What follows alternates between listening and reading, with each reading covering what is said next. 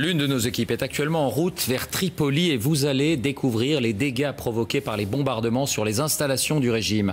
En l'occurrence, un centre de commandement militaire, selon l'OTAN. Les proches du colonel Kadhafi dénoncent eux une bavure. Reportage Samassoula, Olivier Martinez.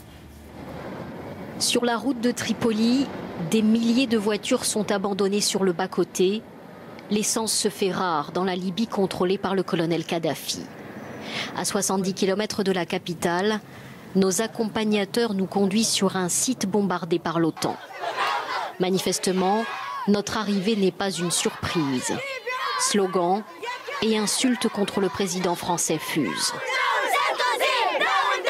À la hâte, on installe devant nous les photos des 15 civils tués ici par les frappes de la coalition la semaine dernière. Khaled Hamidi y a perdu sa femme et ses 2 enfants. L'OTAN affirme que ce complexe familial dissimulait un centre de commandement militaire très important. Il nie.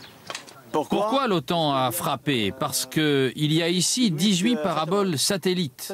Dans chaque chambre, il y a la télévision. Donc, il y a effectivement beaucoup de paraboles. Une là, une là, une là. Et eux disent que c'est de la communication militaire. Communication militaire? Communication de quoi? Si l'homme en deuil est ainsi acclamé par la foule, c'est qu'il est le fils d'un très haut dignitaire du régime. C'est l'homme ici, à droite, Rouildi Hamidi, un des plus fidèles compagnons de route du colonel Kadhafi, le chef d'état-major de l'armée libyenne. Difficile de l'approcher davantage.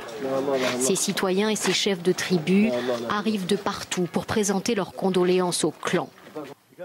Pour eux, l'OTAN chercherait à saper le moral des soutiens de Kadhafi, quitte à faire des bavures. Ils frappent en vertu de la résolution de l'ONU pour protéger les civils. Mais ces morts sont des civils. De ce côté de la Libye, resté fidèle à Mouammar Kadhafi, le sentiment d'injustice internationale est très fort. Ici, il apparaît clair que la campagne de l'OTAN a pour but de renverser le régime, même si ce n'est pas le mandat légal de l'ONU.